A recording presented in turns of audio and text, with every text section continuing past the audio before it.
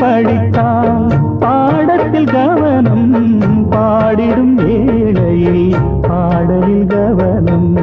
பாவையை கண்டால் பருவத்தில் கவனம்